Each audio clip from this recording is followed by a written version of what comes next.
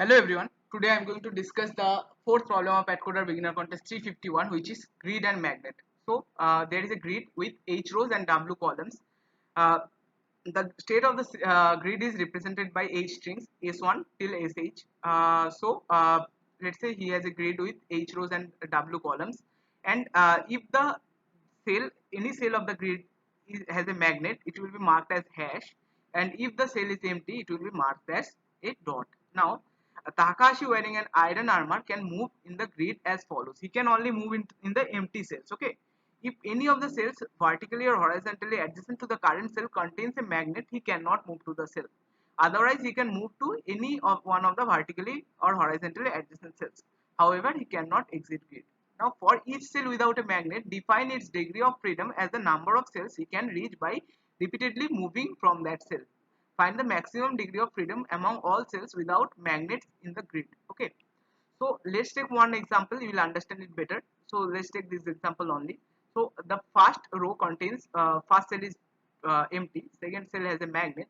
The rest three cells are empty. So this grid has 5 columns and 3 rows. In the second row, all the cells are empty. Okay.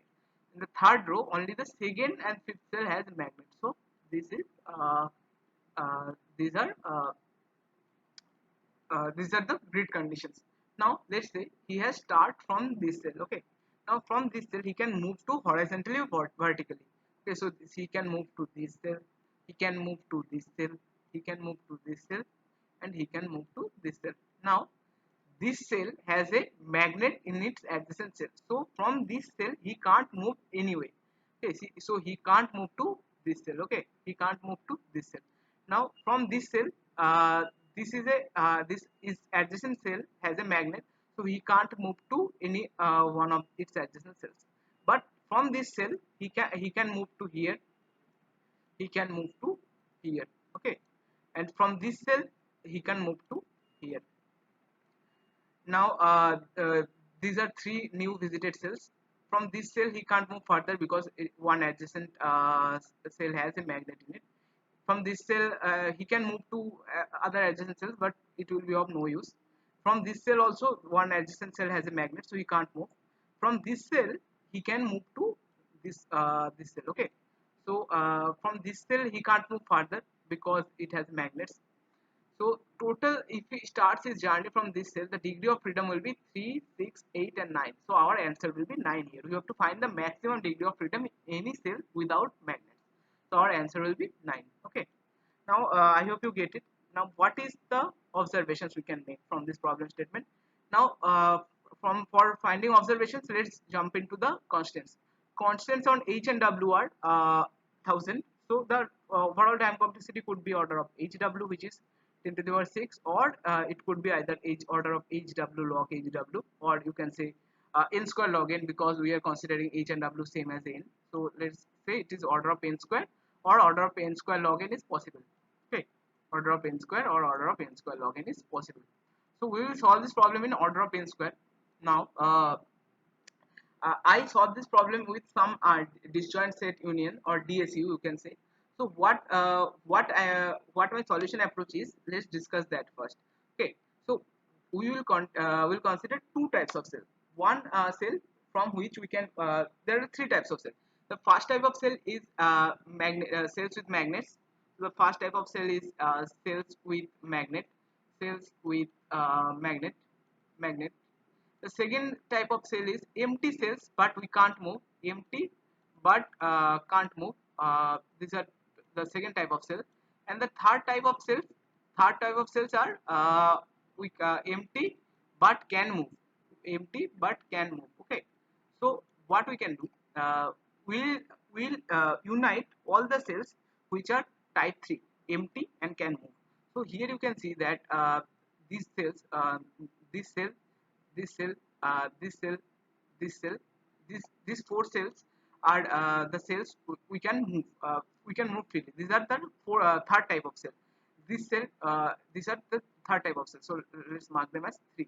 Okay, 3, 3, 3, and these cells are second type of cell. 2, 2, 2, 2, 2.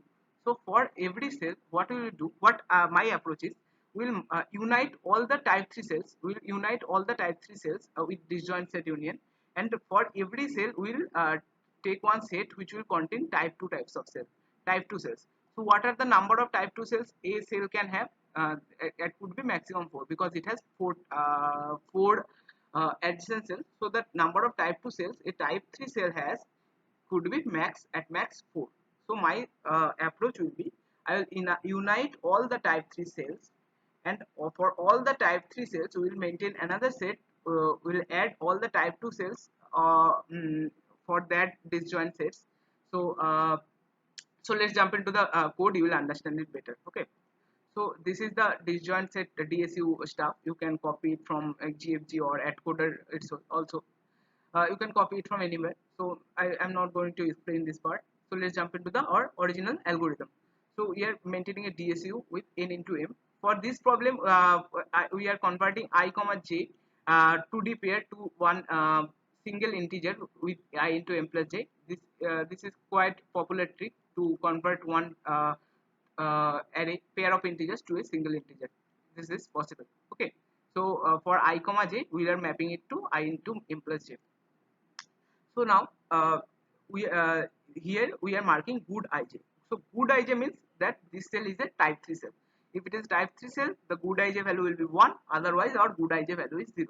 This algorithm is quite straightforward. I am not going to explain this.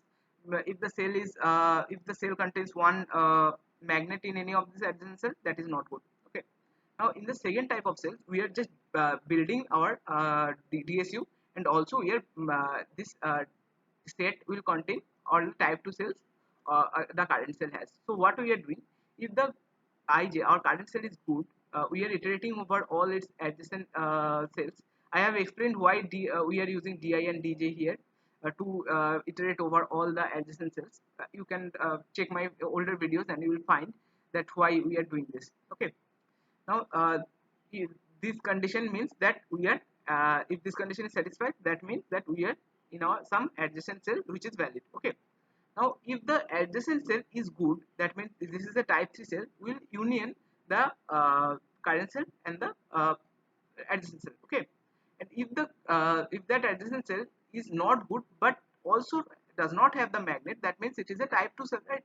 So we are adding that cell in our ST set of the current cell. Okay. Now we are also considering one map which will be which will contain all the required values. Okay. So for every cell, we are checking if it is good, and we are finding the parent of the cell, in the DSU, and we are adding st of p. We are ORing the set with. So what we are doing? So let's say for all the type 3 cells, we are just adding its type 2 cells, adjacent type 2 cells in a set. So all the duplicates will get removed. Okay. So after that, the number of type 2 cells will be in the length of st.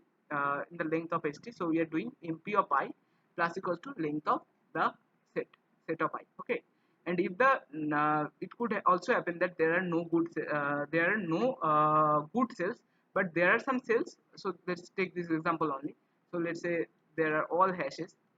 Let's say there are 3 hashes and 1 dot. Then the answer will be 1, because there are no good cells, but there is a cell with the type 2 cell.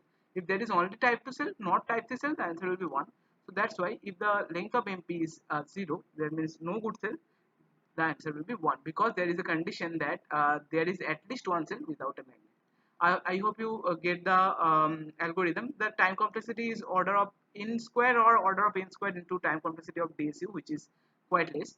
So I hope you get it. I will also provide the link of the solution in the description box. You can check that out. If you have any doubt in any part of the explanation or code, you can always ask in the comment section. I will try to reply each and every comment. If you find this video helpful, please like the video and subscribe to my channel. Thank you.